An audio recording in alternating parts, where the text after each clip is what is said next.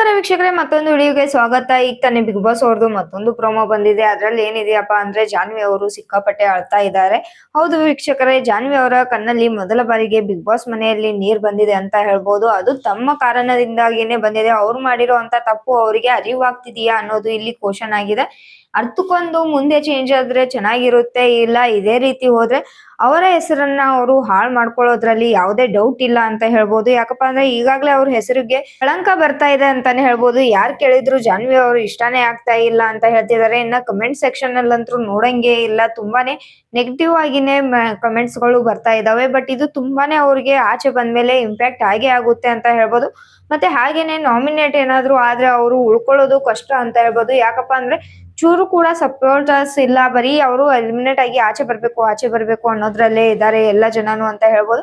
ಇನ್ನು wild card ಎಂಟ್ರಿಗಳು ಏನಾಗಿದಾರೋ ಅವರು ಆಚೆ ಕಡೆಯಿಂದ ಎಲ್ಲಾನು ನೋಡ್ಕೊಂಡು ಹೋಗಿ ಒಳಗಿರೋರಿಗೆ ಯಾವ್ಯಾವ್ರು ಏನೇನ್ ತಪ್ಪು ಮಾಡ್ತಿದ್ದಾರೆ, ಹೇಗ್ ತಪ್ಪು ಮಾಡ್ತಿದ್ದಾರೆ ಅನ್ನೋದನ್ನ ಹೇಳುತ್ತಿರೋದ್ರಿಂದ ಅವ್ರಿಗೆ ಅವರ ತಪ್ಪಿನ ಅರಿವು ಕೂಡ ಆಗ್ತಾ ಇದೆ ಅಂತ ಹೇಳ್ಬೋದು. ಮತ್ತೆ ಯಾರು ಜಾಸ್ತಿ ಹೈಲೈಟ್ ಆಗ್ತಿದ್ದಾರೆ, ಯಾರ್ಯಾರು ಏನೇನ್ ತಪ್ಪು ಮಾಡ್ತಾ ಇದೀವಿ ಅನ್ನೋದು ಎಲ್ರಿಗೂ ಸರಿಯಾಗಿನೇ ಗೊತ್ತಾಗಿದೆ ಅಂತ ಹೇಳ್ಬೋದು.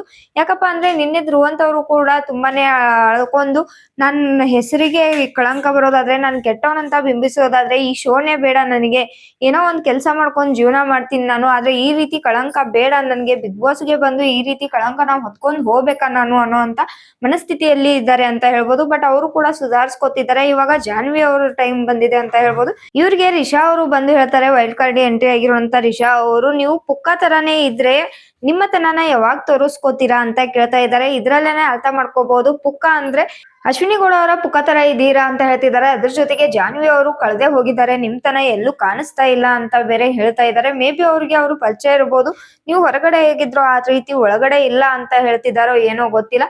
ನಿನ್ನೆ ಅವರು ವೈಲ್ಡ್ ಕಾರ್ಡ್ ಎಂಟ್ರಿ ಆದಾಗ್ಲೂ ಅಷ್ಟೇ ಜಾನ್ವಿ ಅವ್ರ ಬಗ್ಗೆ ಮಾತಾಡಿದಕ್ಕಿಂತ ಅಶ್ವಿನಿ ಅವ್ರ ಬಗ್ಗೆ ಮಾತಾಡಿದೆ ಜಾಸ್ತಿ ಅಂತಾನು ಹೇಳ್ಬಹುದು ಕೂಡ. ಇದ್ರ ಜೊತೆಗೆ ಇನ್ನೊಂದು ಮಾತನ್ನ ಕೂಡ ಹೇಳ್ತಾರೆ, ನೀವು ಸಾವಿರಾರು ಕನಸುಗಳನ್ನ ಕೆಲಸಗಳನ್ನ ಮಾಡ್ಬೇಕು ಅಂತ ಅನ್ಕೊಂಡು ಒಳಗಡೆ ಬಂದಿರ್ತೀರಾ, ಆದ್ರೆ ನಿಮಗ್ ನೀವೇನೆ ಮುಳ್ಳಾಗ್ತಿದ್ದೀರಾ ಅನ್ನೋದು ನನ್ನ ಅಭಿಪ್ರಾಯ ಅಂತ ಅವರು ತಿಳಿಸಿದ್ದಾರೆ. ಸೊ ಅದಂತೂ ತುಂಬಾನೇ ನಿಜ ಅಂತ ಹೇಳ್ಬೋದು. ಯಾರೇ ಬಿಗ್ ಬಾಸ್ ಮನೆಗೆ ಬರ್ಬೇಕು ಅಂದ್ರೂ ಕೂಡ ತುಂಬಾನೇ ಕನಸುಗಳನ್ನ ಇಟ್ಕೊಂಡು, ಹೋಪ್ ನ ಇಟ್ಕೊಂಡು, ಹಾಗೇನೆ ಅವ್ರ ಲೈಫ್ ನ ನೆಕ್ಸ್ಟ್ ಬೆಟರ್ ಆಗಿ ಮಾಡ್ಕೋಬೇಕು ಅನ್ನೋ ಸಲುವಾಗಿ ಬಂದಿರ್ತಾರೆ. ಬಟ್ ಒಳ್ಳೇದ್ ಮಾಡ್ಕೊಳಕ್ ಹೋಗಿ ಕೆಟ್ಟದ್ನ ಮಾಡ್ಕೊಂಡ್ರೆ ತುಂಬಾನೇ ಕಷ್ಟ ಅಂತ ಹೇಳ್ಬೋದು. ಇವಾಗ ಅವ್ರಿಗೆ ಯಾವುದೇ ರೀತಿಯಾದ ಬ್ಯಾಡ್ ಇಂಪ್ರೆಷನ್ ಇರ್ಲಿಲ್ಲ ಮುಂಚೆ ಆದ್ರೆ, ಬಟ್ ಇವಾಗ ಬಿಗ್ ಬಾಸ್ ಮನೆಗೆ ಹೋದ್ಮೇಲೆ ತುಂಬಾನೇ ನೆಗೆಟಿವ್ ಆಗಿ ಮಾತಾಡ್ತಾ ಇದ್ದಾರೆ ಎಲ್ರು ಕೂಡ.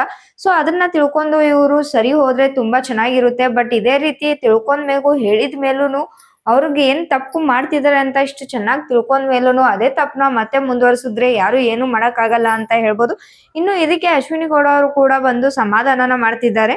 ಸರಿ, ಬಿಗ್ ಬಾಸ್ ಮನೆಯಲ್ಲಿ ಯಾರು ತಪ್ಪೇ ಮಾಡಿಲ್ವಾ, ನಾವ್ ಅಷ್ಟೇನ ತಪ್ಪು ಮಾಡಿದ್ದು, ಸರಿ ಪರವಾಗಿಲ್ಲ ತಪ್ಪು ಮಾಡಿದೀವಿ, ಅದರಿಂದ ಆಚೆ ಬರೋಣ, ತಿದ್ದುಕೊಳ್ಳೋಣ ಅಂತ ಹೇಳ್ತಿದ್ದಾರೆ. ಅದು ಕೂಡ ತುಂಬಾನೇ ಒಳ್ಳೆ ಕೆಲಸ ಅಂತ ಹೇಳ್ಬೋದು. ಯಾಕಪ್ಪ ಅಂದ್ರೆ ತಪ್ಪು ಮಾಡೋದು ಸಹಜ ಮನುಷ್ಯ ಅಂದ್ಮೇಲೆ, ಬಟ್ ಅದನ್ನ ತಿದ್ದುಕೊಂಡ್ ನಡಿಬೇಕಾಗುತ್ತೆ. ಹಾಗೇನೆ ತಿದ್ದುಕೊಂಡ್ ನಡೆದವ್ರನ್ನ ನಾವು ಕೂಡ ಅಕ್ಸೆಪ್ಟ್ ಮಾಡ್ಕೋಬೇಕಾಗುತ್ತೆ. ಸೊ ಅವ್ರಿಗೆ ಗೊತ್ತಿಲ್ದೇ ಇರೋ ಆಗಿರೋ ತಪ್ಪುಗಳಾಗಿರ್ಬೋದು, ಅಥವಾ ಗೊತ್ತಿದ್ದೇ ಮಾಡಿರೋಂತ ತಪ್ಪುಗಳು ಕೂಡ ಆಗಿರ್ಬೋದು.